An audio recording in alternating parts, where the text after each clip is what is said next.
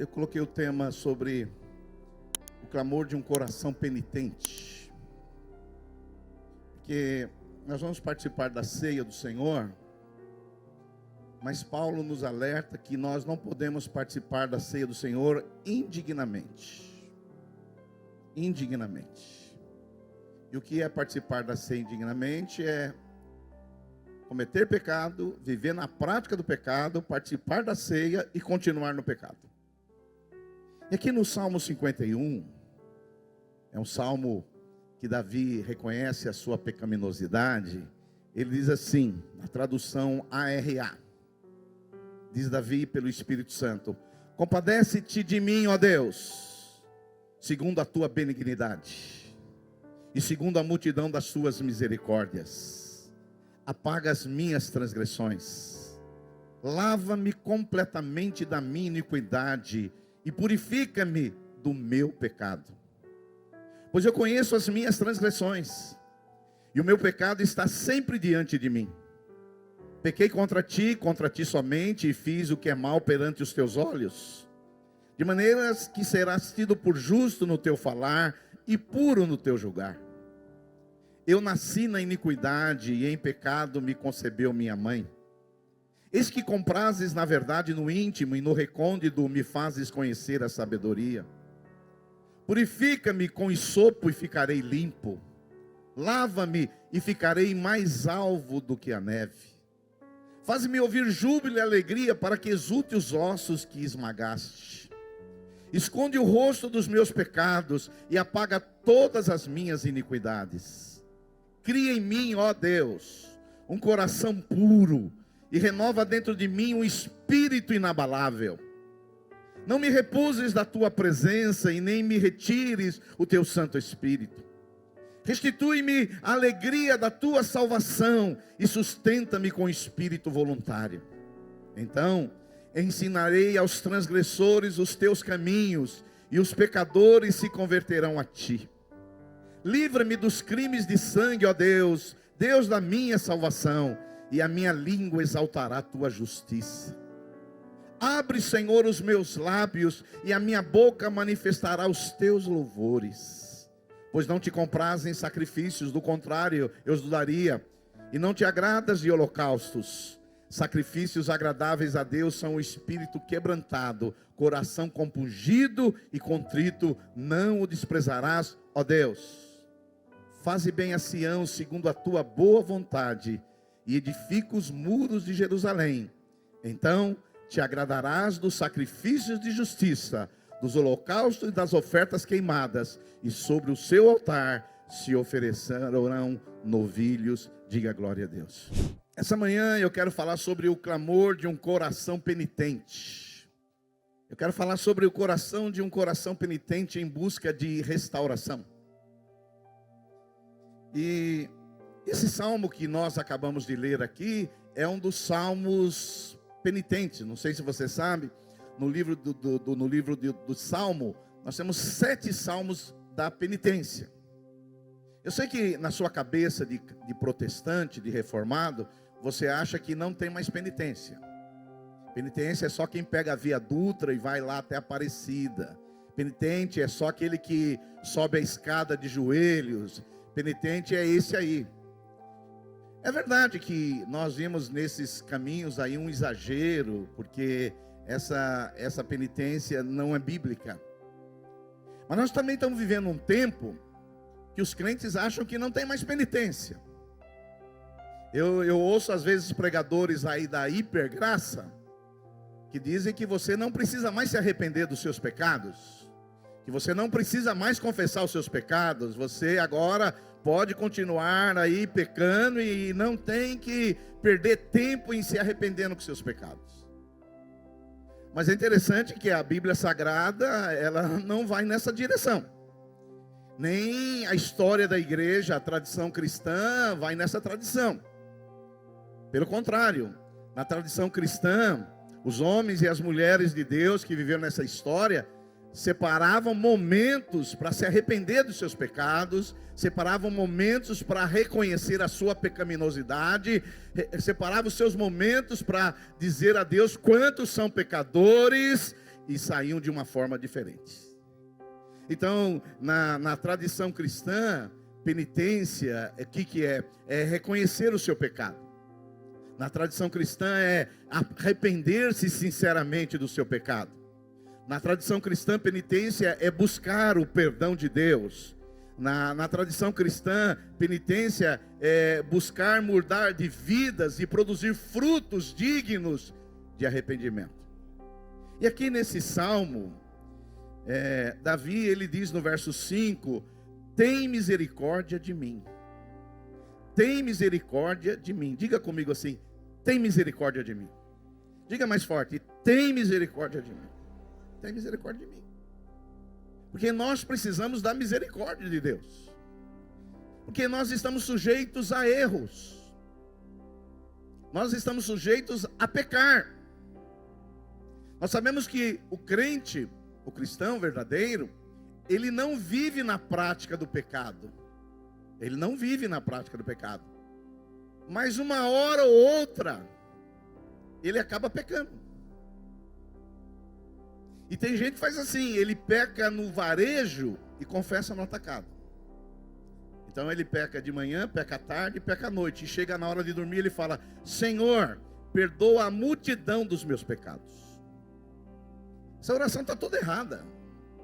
Primeiro, que o crente não deve ter multidão de pecados. Segundo, o pecado tem que ser confessado no varejo. É um a um. Você falou mal do seu vizinho? Confessa o seu pecado. Você falou mal do seu marido lá no trabalho? Confessa o seu pecado. Você brigou no trânsito? Confessa o seu pecado. É que nós vivemos uma tradição, e agora principalmente a turminha aí da internet, eles dizem que não tem mais confessar pecado não. Eles acham que você aí, Deus, você não precisa fazer isso. Mas é interessante que nesse salmo aqui, irmãos, a gente vê a confissão do Davi. Davi, ele havia cometido um adultério seguido de um assassinato. O homem, segundo o coração de Deus, ele errou, como todos nós estamos sujeitos, porque temos uma natureza pecaminosa dentro de nós.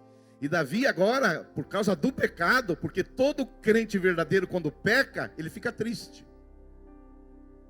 Porque eu vou dizer uma coisa para você, se você pecar e não ficar triste, é que você precisa nascer de novo. Porque quem peca, ele vai ficar triste. E Davi aqui, ele agora em agonia de alma, porque o crente quando peca, ele fica angustiado, Davi está aflito, Davi agora está definhando, no Salmo 32 também, que é um salmo penitencial, ele diz que enquanto ele calou, os seus ossos envelheceram. Ele estava ficando doente. E é interessante que agora Davi vê os seus ossos secando, o seu vigor murchando, o seu choro em abundância, a sua alma está de luto e a mão de Deus está pesando sobre ele. E aqui nessa passagem, Davi faz 4 clamores que uma alma penitente e convertida deve fazer quando peca. Primeira, o clamor de um penitente diante da sua condição pecaminosa. Então nós vemos em Davi, olha só o verso 3, irmãos, do Salmo 51, ele diz assim, pois eu conheço as minhas transgressões, e o meu pecado está sempre diante de mim. Então a primeira condição de uma alma penitente, arrependida, que procura a restauração, em primeiro lugar, ele tem uma forte convicção do seu pecado. Ele diz no verso 3, pois eu conheço as minhas transgressões. Davi, ele reconhecia a sua condição pecaminosa. Por isso que o primeiro passo para a restauração de quando alguém pecou, é a convicção do pecado. Porque não há esperança para quem não tem convicção de que errou. Porque nós só temos a restauração da parte de Deus quando nós vamos a Ele buscar o perdão dele. Diga glória a Deus. E é interessante que o segundo passo para a verdadeira transformação de uma vida que pecou, se o primeiro passo é a convicção do seu pecado, o segundo passo qual é? É não culpar os outros. Porque Davi, ele poderia simplesmente dizer que pecou, sabe por quê? Porque a mulher era muito bonita. Ele podia dizer que ele pecou porque a mulher devia fechar a porta do banheiro ao tomar banho. E tem muita gente que peca, no lugar de assumir o pecado, ele fica colocando a culpa nos outros, como Adão. Adão, ele pecou quando Deus foi falar para ele: mas Adão, você não deveria ter feito isso. Ele falou: foi a mulher que tu me deste. Ele ainda botou a culpa na mulher. Então, o segundo passo para que nós possamos obter a restauração é fazer como Davi, é reconhecer as nossas transgressões, é dizer como Davi: pequei contra ti, pequei diante de ti. Talvez uma das maiores provas que nós somos filhos de Deus, meus irmãos, é ter uma consciência que nós somos pecadores. Talvez uma das maiores evidências que nós somos filhos de Deus é ter uma consciência despertada que nós somos pecadores. Porque tem pessoas que quando pecam, reconhecem o seu erro. Tem pessoas que vão reconhecer o seu erro só lá no leito da morte. E o pior, tem pessoas que vão reconhecer o seu erro como o rico da parábola do rico e Lázaro, só lá no inferno. Foi lá que ele reconheceu que ele era pecador. Por isso, eu quero dizer uma coisa para você: quando você pecar e ficar triste, isso é um bom sinal. Que é uma tristeza segundo Deus. Significa que o Espírito Santo ainda está te convencendo do pecado, da justiça e do juízo. Dá um glória a Deus aí, aleluia. E a gente vê Davi também, a consciência clara da natureza do seu pecado.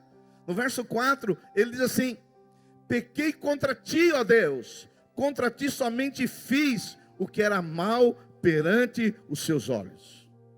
Davi, ele compreende que quando nós pecamos, irmãos, em primeira instância nós não pecamos contra nosso marido, contra a nossa mulher, contra o nosso vizinho. Davi, ele antes de reconhecer que ele pecou contra o Betseba, contra Urias, contra a sua família e contra a sua nação, ele reconheceu que ele ofendeu o caráter santo de Deus.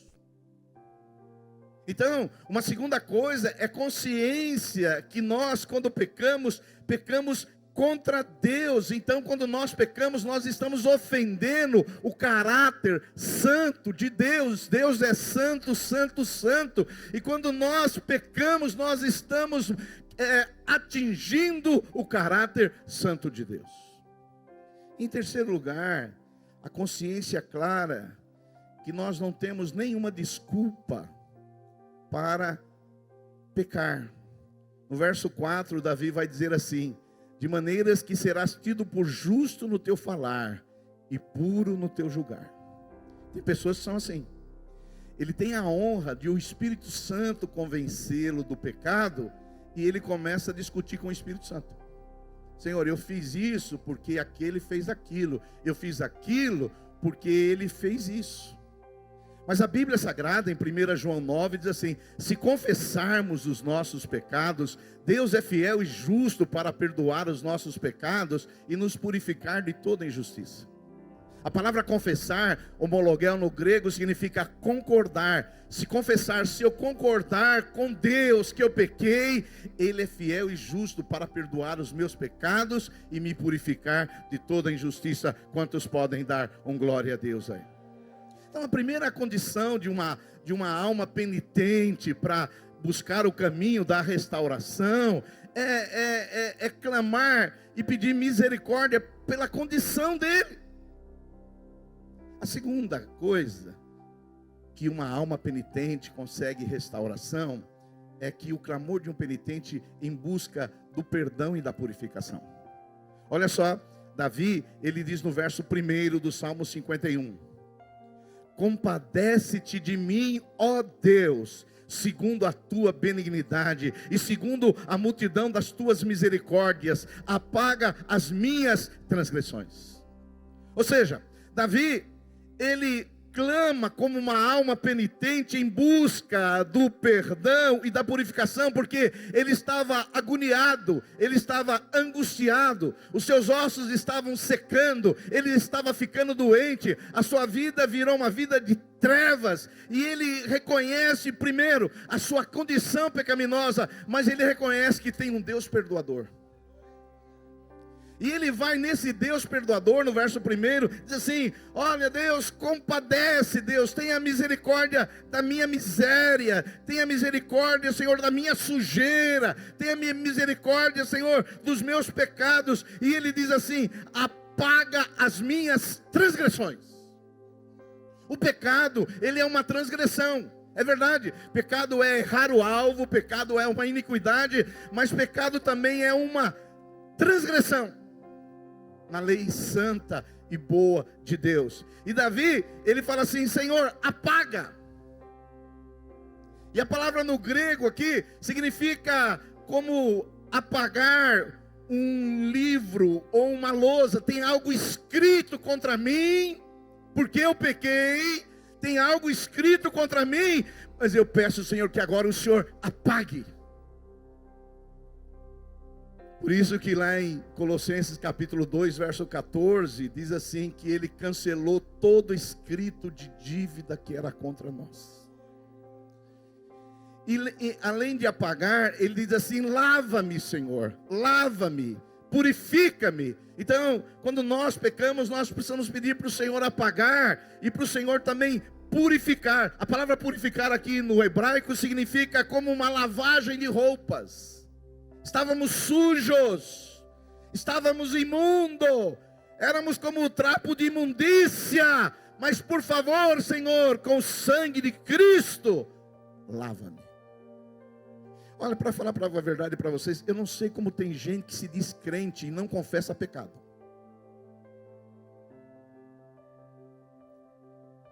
Porque, como eu falei, nós não vivemos na prática do pecado.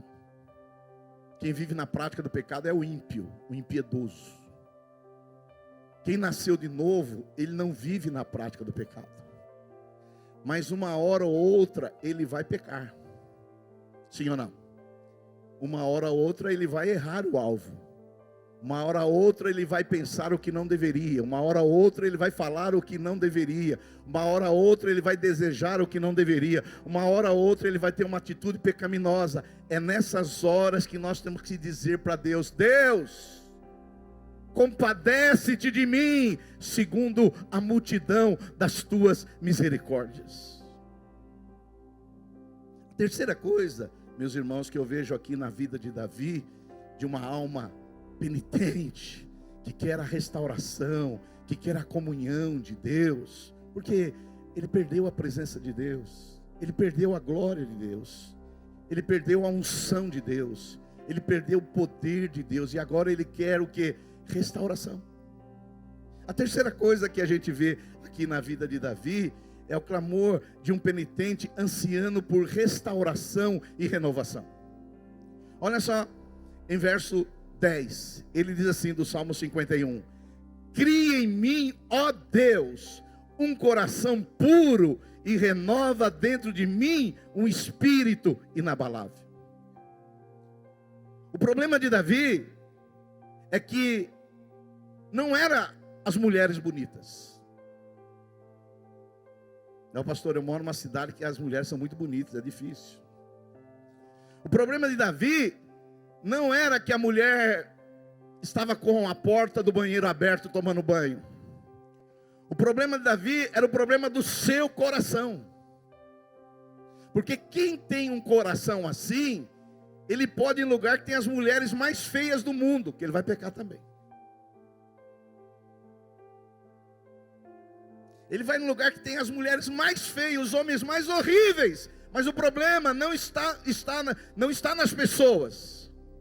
O problema está no seu coração. Por isso que ele diz assim: Senhor, com esse coração aqui, eu vou estar aqui confessando aqui o meu problema de adultério, mas com esse coração aqui, eu vou fazer de novo.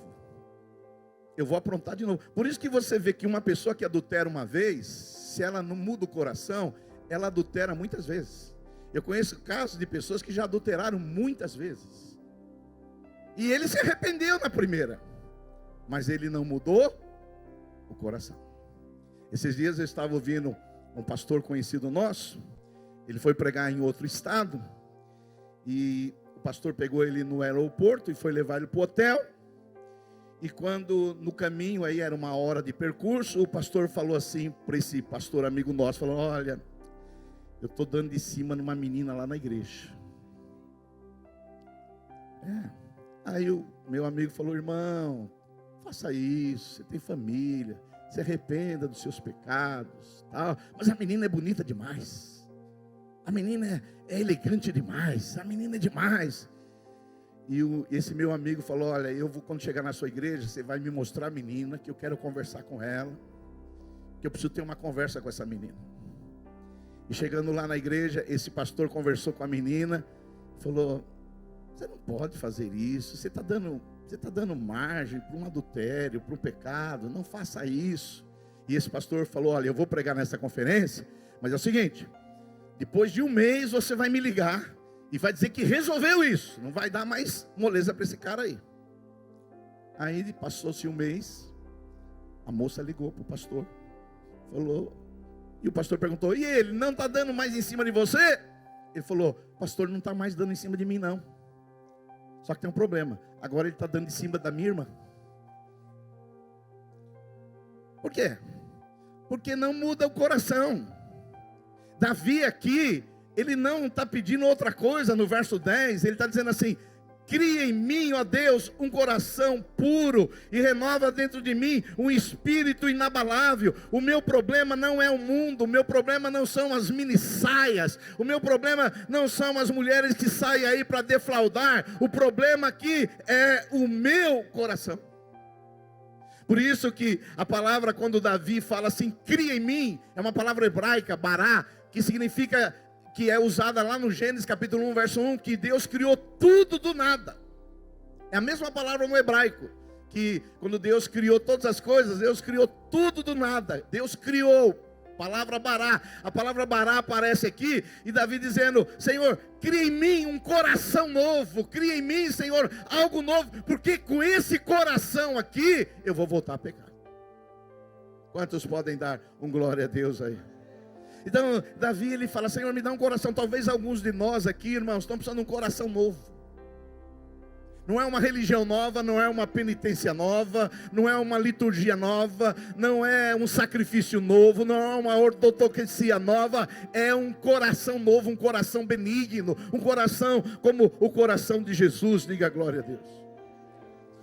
Em segundo lugar, Davi diz assim no verso 11: não me repuses da tua presença, nem me retires o teu Santo Espírito. Vocês sabem que hoje nós vivemos a nova aliança. O Espírito Santo vem sobre nós, é amalgamado com o nosso espírito, e o Espírito Santo estará conosco para sempre. Mas na velha aliança não era assim. Na velha aliança, o Espírito Santo, ele vinha sobre o profeta, sobre o sacerdote, sobre um rei e sobre uma outra pessoa, mas o Espírito vinha, cumpria uma missão, depois ele saía. Então, Davi, ele está dizendo aqui: não me repuses da tua presença, nem retires de mim o teu Santo Espírito. Hoje, o Espírito Santo não sai mais das nossas vidas. Essa é a boa notícia. A má notícia é que o Espírito Santo pode ser entristecido. Ele não vai mais embora, mas ele pode ser apagado. Ele não vai mais embora, mas ele pode ser entristecido. E quando nós pecamos, nós damos margem para entristecer o Espírito Santo. Mas nós não estamos aqui para entristecer o Espírito Santo. Nós estamos aqui para alegrar o Espírito Santo de Deus. Diga glória a Deus. E a terceira coisa aqui, Davi fala assim no verso 12: restitua-me a alegria da tua salvação. Você vê que a alegria não tem a ver com temperamento. A alegria tem a ver com a salvação. E Davi, ele não diz que ele perdeu a salvação. Porque nós não acreditamos que um crente perde a salvação. Mas um crente pode perder a alegria de um salvo. Você sabe que eu olho para a cara de alguns de vocês, a gente percebe que alguns perderam a alegria de ser salvo. Tem gente que você chega perto e você vê a alegria de um salvo. E essa alegria não tem nada a ver com dinheiro no banco, que está tudo bem, não. Essa alegria é uma alegria interior, colocada pelo Espírito Santo, porque onde há o reino de Deus, há o óleo da alegria. Independente da luta, da dificuldade que você está passando, há uma alegria em nós, aleluia, quando nós servimos a Deus, independente de qualquer coisa. Uma das marcas distintivas de um crente, o fruto do Espírito é amor e alegria. A alegria faz parte de quem serve a Deus. Mas quando nós pecamos, nós perdemos não a salvação, mas a alegria de um salvo. Eu quando vejo o irmão muito triste, eu já penso que ele está em pecado. Não estou dizendo que às vezes nós não ficamos tristes, nós ficamos tristes. Mas tem gente que fica triste demais. E Davi aqui era um homem alegre. Davi sempre foi um homem festivo.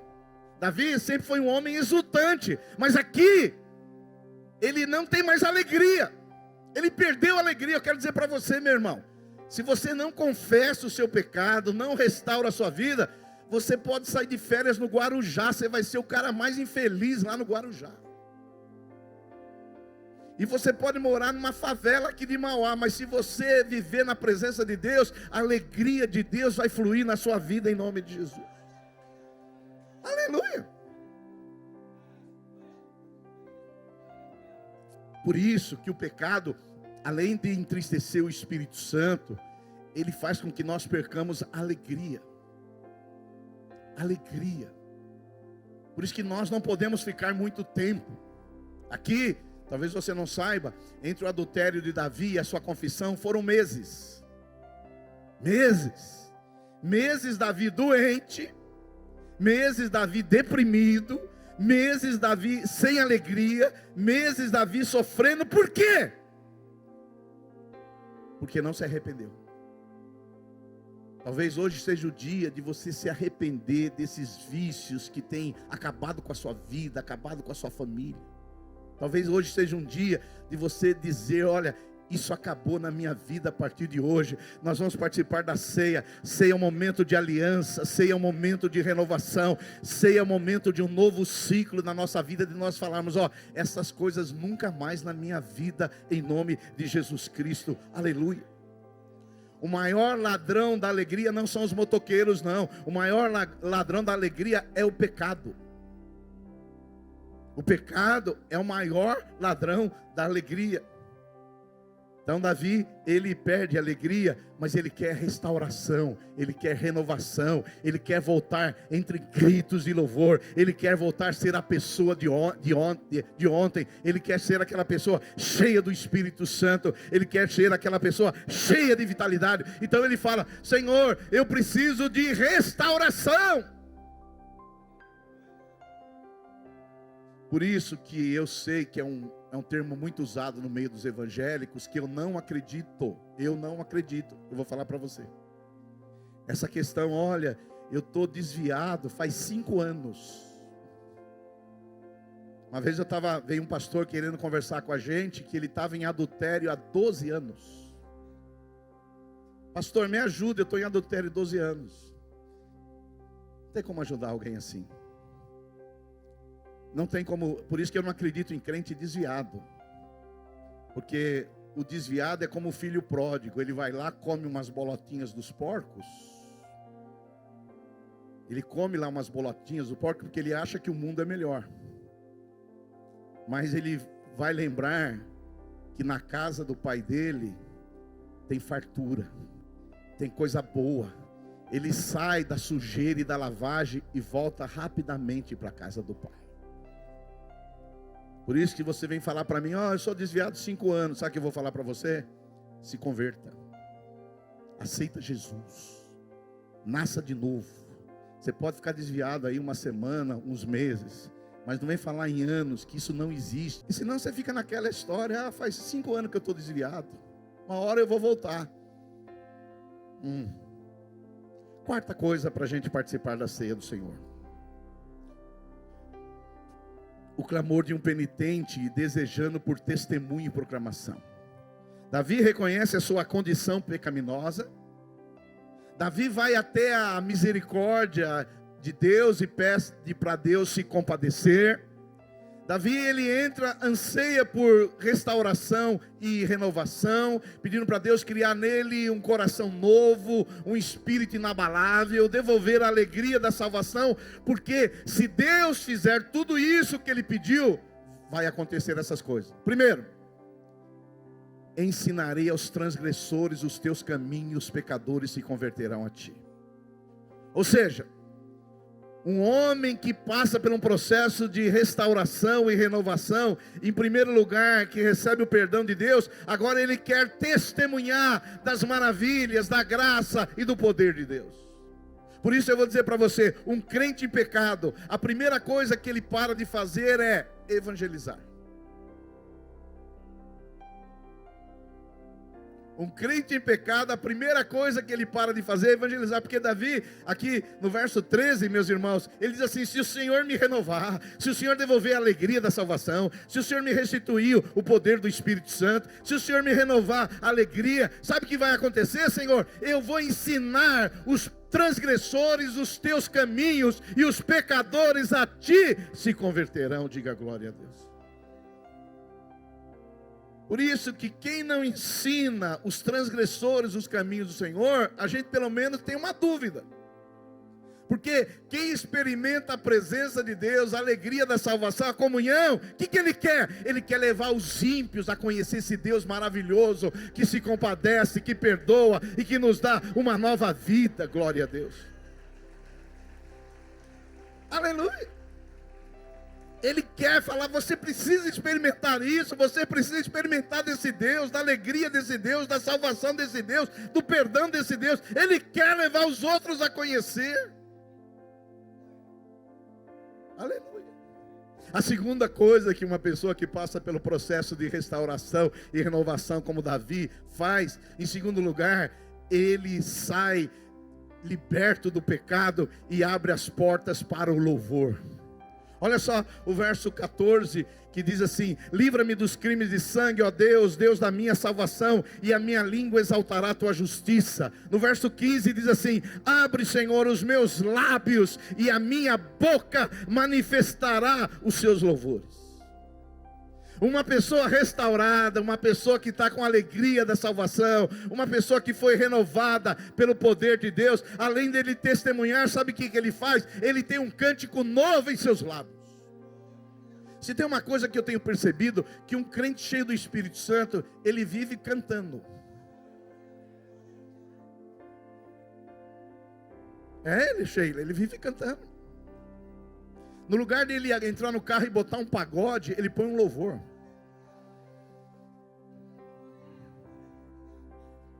Porque tem alguns de vocês que só cantam aqui na igreja. Você canta 4 corinhos por semana.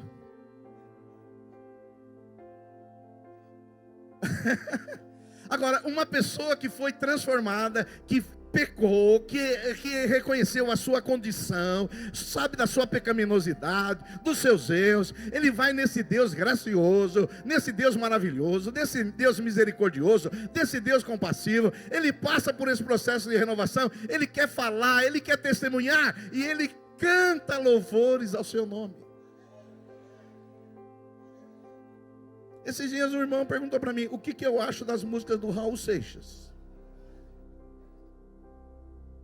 Eu falei, é corinho?